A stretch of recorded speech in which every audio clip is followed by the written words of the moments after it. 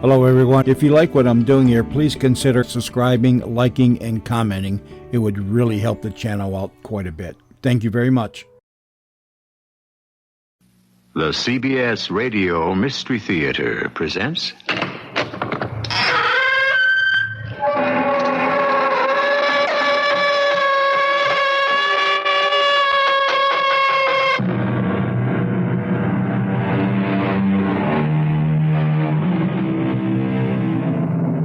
Come in. Welcome. I'm E.G. Marshall. There is no disguise which can, for long, conceal love where it exists, or simulate it where it does not. So said the French philosopher, to which we might add, there is no chain so strong, no wall so high, that can imprison love when its time has come to be free. But what is it? It says what it is. See? Read. It is a nuclear warhead. A nuclear warhead? That is what it says. What can we do with a nuclear warhead? What can we do? We can sell it. Sell it? Who would want to purchase a nuclear warhead?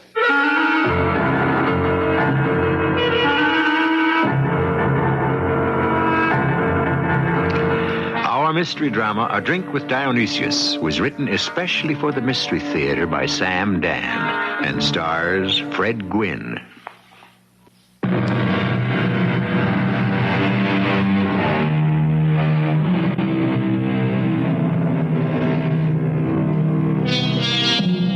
Breathes there the man with soul so dead, who never to himself hath said, "This is my own, my native land." I'm not sure.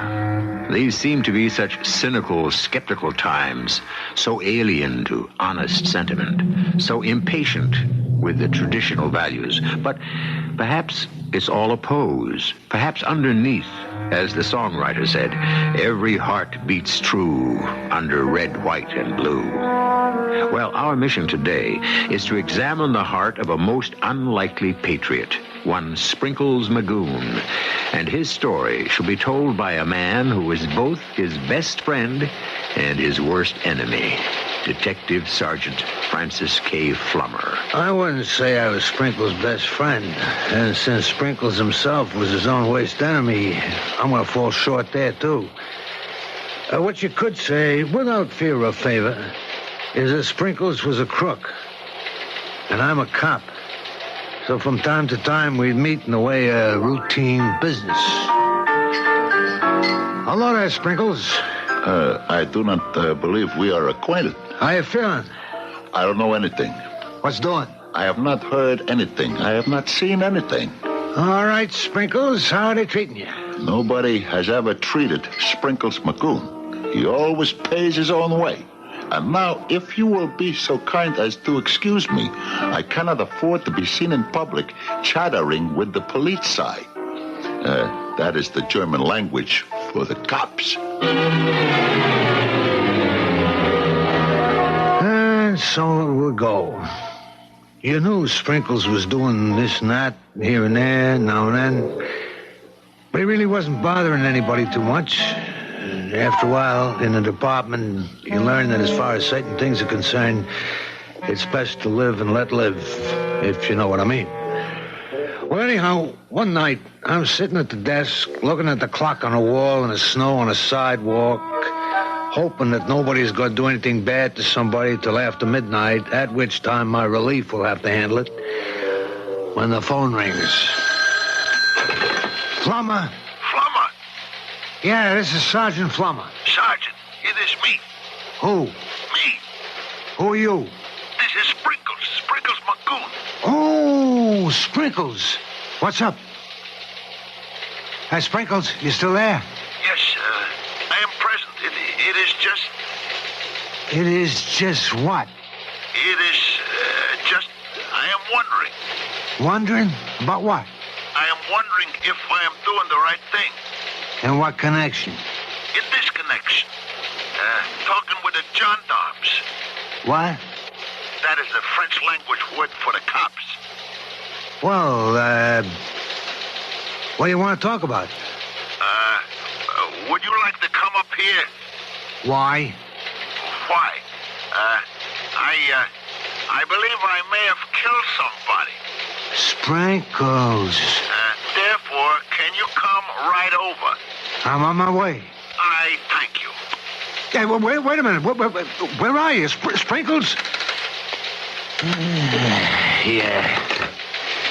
Well, I guess that's Sprinkles. Yes?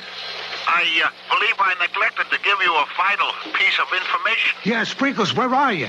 I am at 98 St. Regis Place. 98 St. Regis. Apartment 10B. Hey, Sprinkles, what's going on? It is big, Sergeant. Very big. Huge.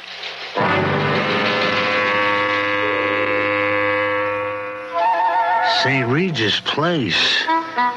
Sprinkles must have been stepping up in class. What would he be doing in a high-rent district? Basically, he was a dip. You know, a pickpocket. He liked to work the crowds. 98 St. Regis was a luxury high-rise. I flashed my star at the flunky, and he run me up in the elevator. And then I padded down a thickly carpeted corridor and come to a stop in front of 10B. Who is ringing? Sergeant Flummer. Sprinkles. What happened to you? That's blood. I have been shot. Shot? The bullet has merely grazed my forehead.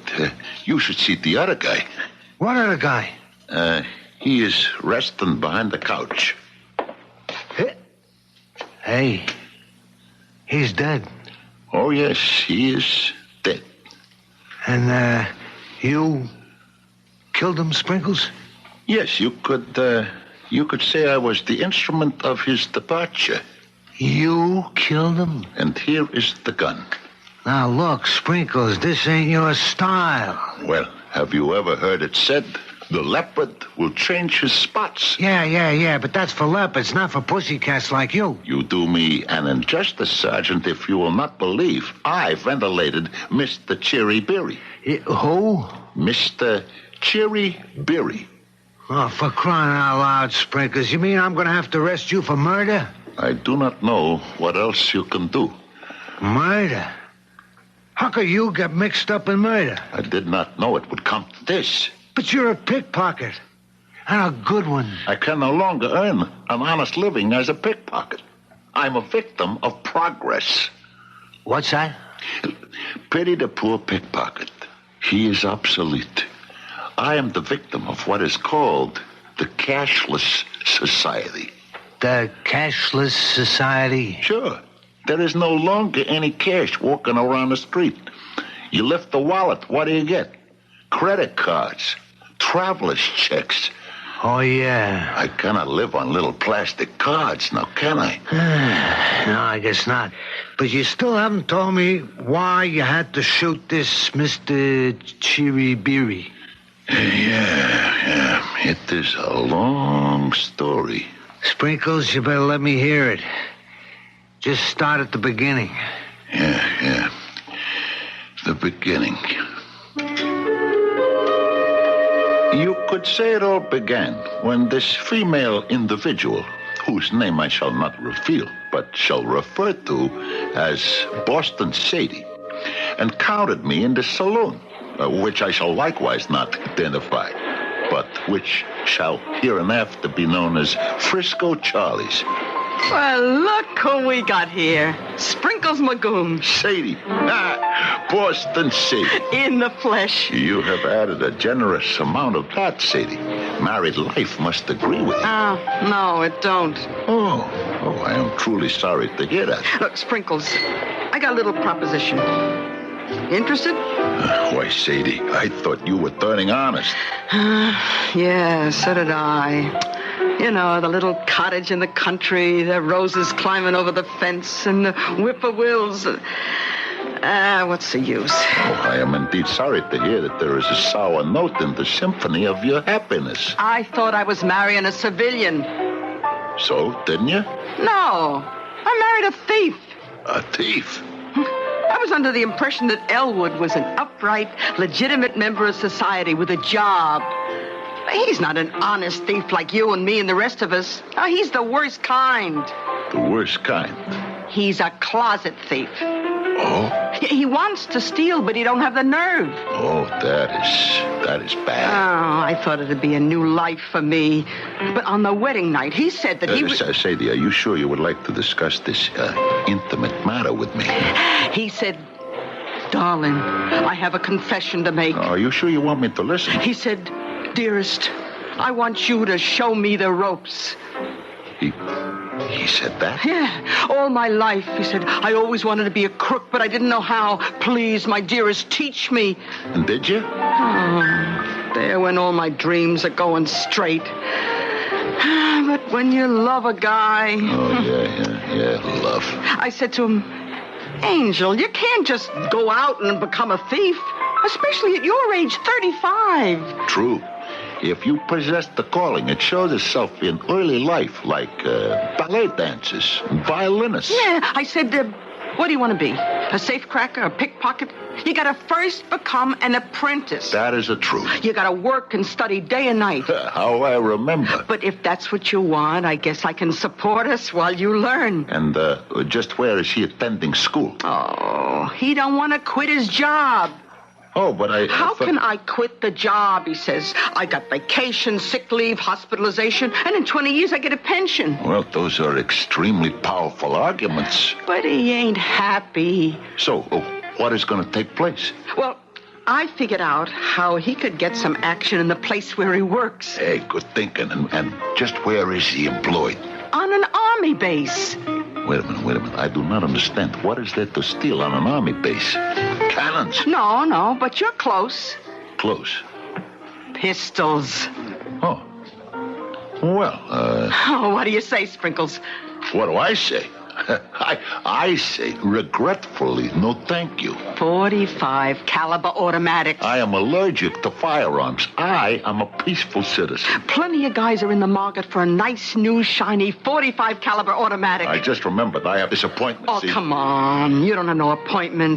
But I do, with a psychiatrist. Oh, Sprinkles. And maybe you'd better see one, too, also, if you believe you can steal guns from an army post. But I figured how to do it. Then permit me to wish you the very best of luck. But it needs you, Sprinkles. Me? It needs your fingers. My fingers? Yeah. We know who carries the keys to the room where the guns are kept. I am sorry, Sadie, No, listen. There's nothing to it. I even talked it over with Mumbles Pennyfeather. Mumbles? You have no idea how anxious Mumbles is to get a hold of some of that hardware. But, Sadie, I do not... Mumbles said to me, we were sitting right at this table here.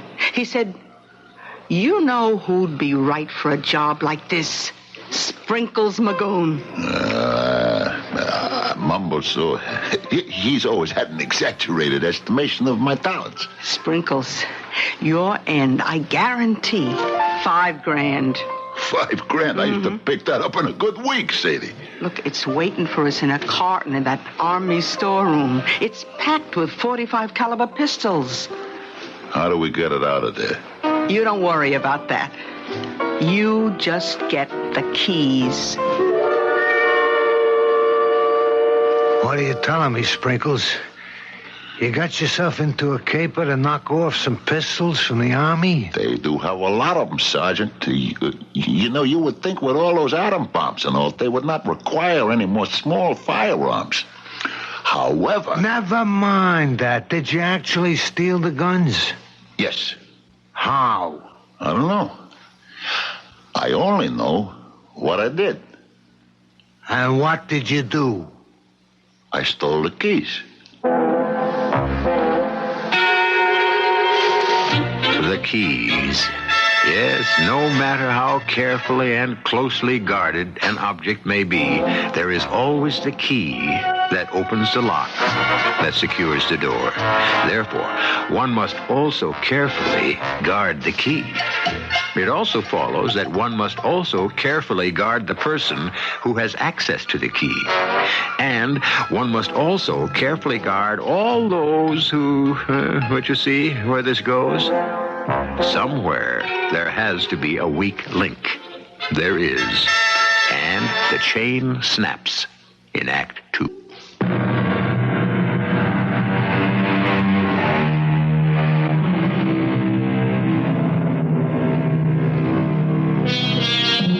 There was the veil through which I might not see. There was the door to which I found no key. Such was the lot of Mr. Edward Fitzgerald, the poet of the Rubaiyat. Perhaps he might have found the key had he been fortunate to enlist the cooperation of our own Sprinkles Magoon, an expert at finding things, especially when they happen to be in someone else's pocket. We go forward. Now, Sprinkles, we have to proceed in an orderly fashion, you understand? Without a question, Sergeant Flummer. All right. Now, this Boston Sadie arranges to cut you into a scheme to swipe some .45 caliber pistols from an army base, right? You are correct, Sergeant. Now, where does this guy on the floor, this very dead guy, come in? He does not come in just yet. He don't? No, it is still too early for him to make his appearance. All right, Sprinkles, where are we? We are still in Frisco Charlie's Bar and Grill. I am still engaged in conversation with Boston Sadie, talking the pros and the cons, the alsos and the maybes. What you are saying to me is that all I have to do is get the key, right? Is that what you were saying? That's the whole grand opera. All you gotta do is get the key. And where does that key happen to be? In somebody's pocket. Namely? Lieutenant Melvin McBride, also known as Moonface. He had the key to the gun room. You got the picture down, Pat. You lift the key, you make a wax impression, then you slip the key back into Moonface's pocket. You follow this? I follow, but I do not know if I like where it is going. Oh, you're gonna love it. You'll see. Now, we'll get the box with the guns, bring it to you, and you make the delivery to Mumbles. Pick up the cash, and we're home. But they will know the guns are gone the next day. How will they know? What, don't they check up on his situation? Sure, but Thorleaf is the inventory clerk. And who may I ask is Thorleaf? My husband. Oh. Yeah. Now, do we spend the rest of the night chewing the fat, or do we say, green light, leave us go? And you said, let's go. Is that right, Sprinkles? I said, leave us go. And we went. Where? To a place that is named Big Burger. Big Burger? Yeah, this is where Lieutenant Moonface McBride takes on his lunch. Don't they have a mess hall on a base? Oh, indeed they do, but this lieutenant, see, he finds something wrong with it. Something wrong? Yeah, on the base they serve meals that are full of proteins and vitamins and all the good things that give a person rosy cheeks. Whereas at Big Burger, Lieutenant Moonface is able to consume 4 big burgers, 4 fries, 2 thick malts, an apple pie, and a cherry pie. Put chocolate ice cream on the cherry pie and vanilla on the apple. That's him. Now, the key, it's on a ring. You'll have to lift the whole thing. Just which key is it? It don't matter. Which? You mean you can swipe it off the ring? Please, which one is it? Well, it'll be the longest one. But you can't just lift one key from a closed ring. Please, why don't you go up and say a social hello to Lieutenant Moonface while I go to work, huh? Hello, Lieutenant McBride. How you do, Miss Arbalest? Having your lunch, I see. Oh, it is merely a snack, as it were. A snack? Yeah, just keep body and soul together till... I am sorry. I spilled that whole cup of coffee. And it is all over your nice, clean uniform. Here.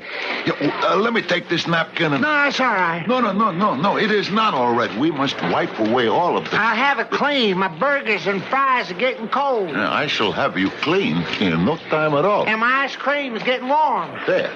Oh, it all did get cold. Little sister, another order that works for this gentleman. Yeah, well, now, You, sir, are fighting for our country. You need all your strength. Yeah, you don't have to. Oh, but I do. I do have to. It's for our country. Come on now. Go ahead, Lieutenant. Eat up. Well, this is very nice of you. Yeah, it is because you uphold the flag. Actually, I just run the supply room. Well, they have got a flag in there, too, don't they? The flag. I remember. It was my favorite poem in school. Sprinkled with white for a cause that is right. Sprinkled with blue for hearts that are true. Sprinkled with red for those that have bled. The undying story of our own old glory. That's a very noble sentiment. I would recite that poem so much they gave me a nickname, Sprinkles. Well, it has been a pleasure to serve you, Lieutenant. Enjoy your lunch. And, you got the key. Oh, yeah. While the guy was sitting there, you got the key off the ring, made the impression, and put it back. It is all, how you say, in a day's work, huh? Oh, boy. Then what did you do? Then it was up to Boston Sadie and the husband, Four Leaf. And this guy on the floor, where's he come in? Lieutenant, he does not yet arrive. What was the next step? I give the impression of the key to Sadie, and she says, meet me tonight, 9 o'clock. The corner of 5th and Roosevelt, which is where I did find myself. On the button. Sprinkles. Sadie. It's all yours. What is? A carton in the trunk. Now, you take the car. You go to Mumble's place. He's expecting you. You give him the guns. He gives you the money. You come back to my house, and we split. Hey, you got the guns, huh? Oh, it was shooting fish in a barrel.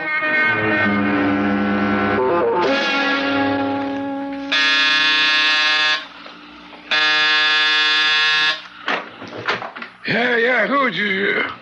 Oh, sure, Sprinkles. Sure, thought you was never going to kill you. Oh, all right, come in. Here, leave me set this down. Mumbles, it must weigh a ton. Yeah. 50. That's what she said, 50. So you got 50 pieces of merchandise in there, huh? If Boston Sadie said 50, then 50 is the number. And now, so Mumbles, the cash, huh? The what? Oh, the cash, sure. But yeah. First we count the merchandise. We open up the box. It ain't I don't trust nobody. I mean, you get the idea. Oh, I understand your position. One time in Chicago, we just take this here crowbar and we... let me give you a hand, Mumbles. You know, I once done time in Seattle because I never thought we'd get her off. A little bit of faith is all you need, Mumbles. And now, come on, we remove this pattern. And here we should have 50 little beauties all lined up in a row. Yeah, they... Hey, what the... And now, Mumbles, if you will, the cash. Mumbles, why do you point that Roscoe at me? 50 little beauties, sure. You and Sadie. You think you can pull a fast one on old Mumbles? What is it that you are exactly talking about? You drop the box, take the cash, and old Mumbles here holds the bag, huh? What bag? Where are the pistols? The pistols are in a box. Where? 50 pistols. They should be in a box. You know, Mumbles here's going to bump you off. And then is he going to have a date with Sadie? Hey, Mumbles, listen, I did not mean any harm. I did not drop the box and run, huh? Did I not stay and help? I am as surprised as you are. It was a mistake, an honest mistake. Let us see, shall we, what is inside the box. There ain't no pistols. Well, leave us see. It's a big tube. This thing at the end, something's written down on it. Let me read what it says, huh? It says, Come on. What are you mumbling about? What does it say? It says, warhead, type Dionysius, nuclear. No, what? What did you say? I guess it is a Dionysius missile warhead. Sprinkles, get that thing out of here. A warhead? Out! Mumbles still. You comprehend the possibilities. Your boys mumbles. Now they can walk into a bank. Instead of a pistol, they will use this genuine U.S. Dionysius nuclear warhead. Oh, out! But out. Mumbles, you have no imagination. Out! Wait, Sprinkles. That is the missile that's been reported missing. The very same, Lieutenant. Yeah, well, how did you... It seems Sadie's husband made a little mistake. He picked up the wrong carton. The FBI, the CIA, the whole alphabet's been hunting for this thing, Sprinkles. So I returned to Sadie's house. And when I informed Thorleif of what he had accomplished, he fainted. Thorleif, darling, speak to me. Oh, Sprinkles, what are we going to do about him? What are we going to do about him? What are we going to do about warhead-type Dionysius nuclear? We will not lose our heads. A nuclear missile warhead? It's only a small one. You mean it was just laying around where anybody could get at it? Oh, no. You have no idea the security. There are guards and computer time locks, and nobody could ever get this thing. Then how do we get it? All that security is up in the front. Around the back, there's a small door. And Sadie, you have broken the unwritten rule. You have worked with an amateur.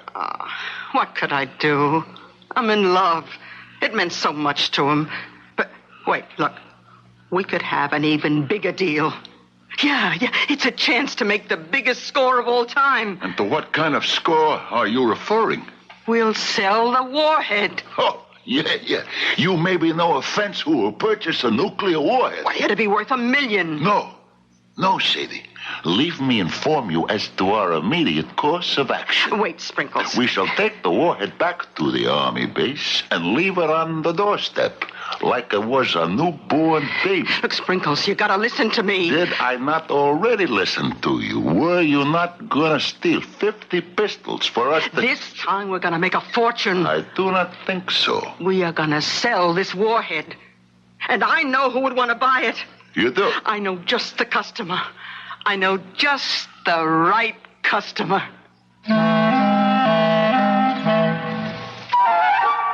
A customer for a fully armed nuclear warhead? Who would want to buy one? Now, there are all sorts of interesting possibilities, all kinds of potential situations. And when you consider our good friend Sprinkles and the company he keeps, the permutations and combinations, well, they add up to infinity. But Act 3 is only a few minutes away.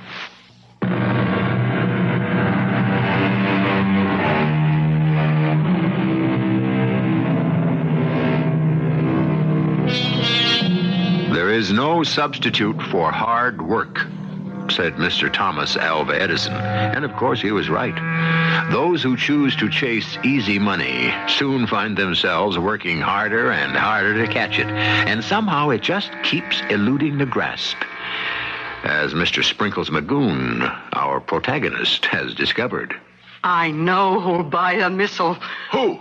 Who do you think? An enemy agent. What? You heard me, an enemy agent. But Sadie... But Sadie what? I do not think it is right. Why not? Well... They'll pay a big price. Sadie, money is not all there is to life. Oh, I agree with that 100%. And this is a secret thing, Sadie. How do you know? Well, I figured... Look, I just figured it out. Look, either it's a secret thing or it ain't, right? Well, yes, right. Well, if it ain't a secret, then the enemy already knows about it and there's no harm done, right? Right. And it's okay to sell it, right? Yeah, right. But what if it is a secret? Then we cannot sell it. Then we have to sell it. Will you? Oh, sure. I'm afraid I do not see why. So we can make sure there will be peace in the world. How does that work? Well, you see, the enemy will now know what kind of secret weapon we got, what it can do to him if he steps out of line. What's going to happen if he tries to mess around with the good old United States of America? You see? Oh, Sprinkles. How else is he going to know how important it is for him to behave himself? I've done many a job in my life, but this is the first one I ever done that was going to help my country, too. And, Sadie, just where are you going to discover an enemy agent? Oh, that shouldn't be a problem. Don't you read the papers? The country's full of enemy agents. It's just a detail, you understand? Sooner or later, we're bound to find one. And did you find one, Sprinkles? Yes, Lieutenant. We found Mr. Cherry Berry. The dead guy on the floor. The exact self-same person, Lieutenant. He's an enemy agent? I fear you are correct. Well, how did you get to him? They say the country's full of enemy agents. They could be right. But enemy agents are like taxi cabs. There's never any around when you need one. Then where did you get this, Mr. Chiribiri? Well, you are no doubt aware of the French language expression, cherchez la femme. Oh, yeah, I think so. It means you should always look for the dame. Sprinkles, I'm always amazed at your, what's the word, erudition. Yeah, I am a self-educated person, Lieutenant. I hang around libraries and museums where I read books and I admire pictures. And also pick up dames. Oh, yeah. I heard there were good places. Yeah, especially smart, skinny ones. Not my type. Well, as they say in the Latin language, de gustibus non disputandum. What does that mean? Do not spit into the wind. Well, getting back to Mr. Chiribiri, rigor mortis has already set in, and we have yet to account for him. There is a lady of my acquaintance, see? She has a certain type of establishment. I shall not tell you her name, but I shall refer to him from now on as Madame Venus. An excellent alias. Yeah, she meets all kinds of people. I wouldn't doubt it. And so one night I figured I would just drop by for a sociable chat. Sprinkles. How's tricks, Venus? Oh, like there's no tomorrow. That is good.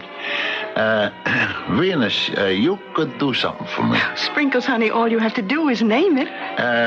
Venus, you got all kinds of people here. Well, you know the saying. Through these portals pass all of mankind. Yeah, doctors, lawyers, politicians. You name it. Do you ever get an enemy agent? Why do you ask? I need one. I don't know. I sure could use an enemy agent. Well, I'm sure we get an occasional enemy agent now and then, but But what? we can't go around telling everybody. It would be bad for business.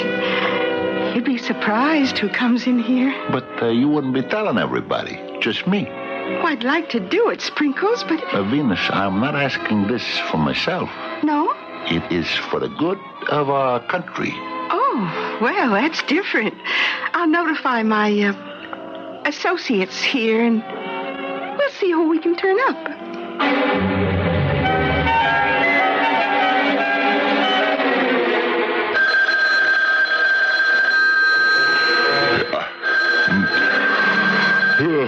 What? No. Yeah. Hello. This is Mr. Sprinkles Magoon, no? This is Sprinkles Magoon, yes.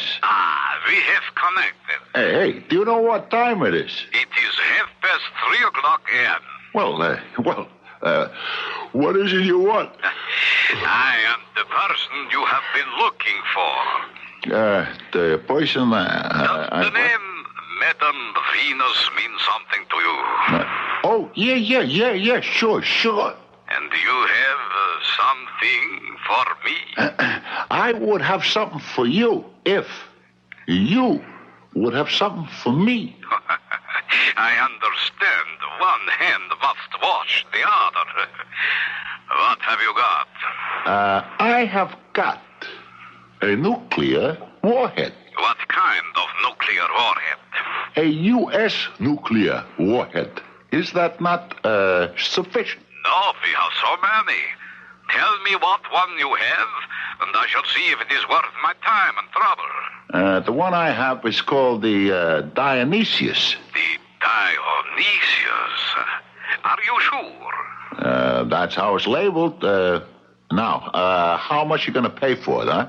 How much? Wait. Wait for what? Wait till I consult my price list. Let me see. Here. Dionysius, $10,000. $10,000? Is that all? But you are free, of course, to try somewhere else.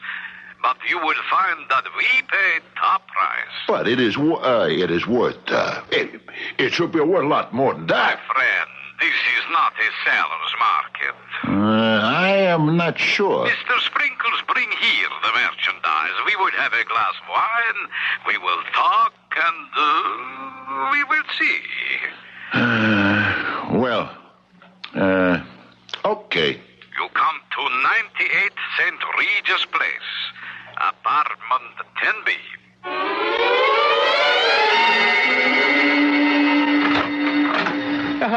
Come in, Mr. Sprinkles Magoon. I am Mr. Chiriviri. I am pleased to meet you. Now, let us see what you have for me. Here it is, just what I said. The Dionysius warhead.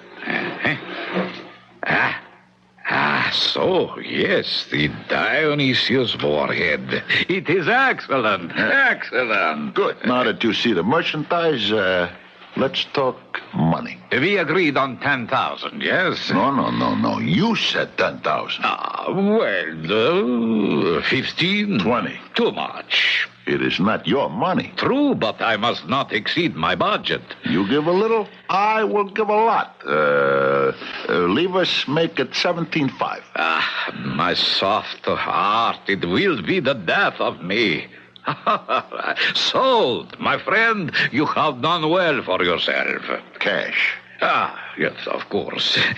Let me count it out for you. I'm sorry, I cannot take a check. I understand. 1,000, 2,000, 3... How convenient it would be if I could use a credit card. But I do not suppose it would be practical. 17,500. There you are. Thank you very much. Now, a glass of wine. I never touch your stuff. Then, Mr. Sprinkles, I bid you good night. And may we do more business in the near future. I do not think so. Oh, have you any complaints about how you have been treated? No. It's not that. It's just I am not in this business. Oh, I see. I only show you this little item for one reason. I understand. For money. No. Do not delude yourself. That money was just for expenses. Well, then why have you sold me the warhead? So you can learn what it does. And this will make you think twice about getting funny with the United States of America. Mr. Sprinkles, to begin, we already know what the warhead does. You do? Of course. The Dionysius missile, named after the ancient god of wine. It is fired into a concentration of advancing troops. It explodes and sends fumes of pure whiskey in such great strength that the soldiers fall to the ground in a drunken stupor. Is that what it does? Well, of course. And you know it all the time? To be sure. Oh. And this will help us to conquer your decadent democracy. Not just hold on. Yes, we shall bring you true freedom, full liberty, complete justice. Wait a minute. And here, anyone who does not like it, we shall put him against the wall. Rat-a-tat-tat-tat-tat-tat. That is how to deal with all the enemies of the people. Do you agree? Hold on, Mr. Cook. And we shall tear down that flag. What flag? The flag of oppression, the American flag. Oh, no. You will not. It shall never again fly and pollute the breeze. You cannot talk that way about Old Glory. The deal is off. You are beginning to talk like an enemy of the people. Here's your money. Honor. Oh, yes. And I am taking back that missile. You fool, stand back. That little heater does not scare me, Do Buster. not take one more step. I said the deal is off. I have warned you. Hey, Dave, let go. Mr. Cherryberry.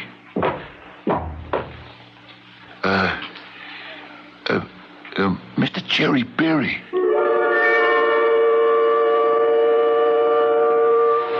Yeah, this is Flummer. I'm at 98 St. Regis, apartment 10B. I got one dead body, one Dionysius nuclear warhead. I got one prime suspect. You better call the FBI, the CIA, and anybody else who wants a piece of it. And that is my story, Sergeant Flummer. Yeah. Sprinkles, I have to arrest you for the murder of Mr. Chibibiri. And I will have to inform you that as of now, anything you say could be used against you. Thank you, Sergeant. Sprinkles, how did that poem go again? Sprinkled with white for a cause that is right. Sprinkled with blue for hearts that are true. What's this? You never read about the murder? You never read about Sprinkles and a missing warhead? I'll tell you what happened. The big wheels decided to hush it up. And then somebody figures maybe Sprinkles isn't a dip, but is a member of one of the security outfits and don't want to blow his cover. Anyhow, Sprinkles is out on the streets, alive and well, and either lifting wallets, trapping foreign agents. Take your pick.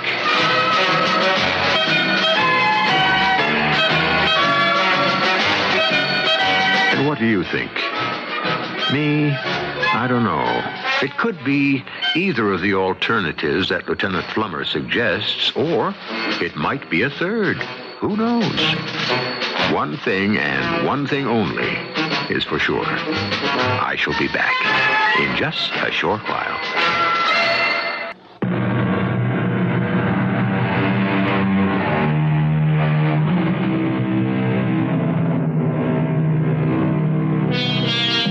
I suppose it began way back in Exodus, where it is written, spies were sent to spy out the land. And we've had spies ever since. Spying, as you know, is supposed to be a serious business, and therefore, that is really what's funny about it. Our cast included Fred Gwynne, Robert Dryden, Bryna Raeburn, and Ian Martin. The entire production was under the direction of Hyman Brown.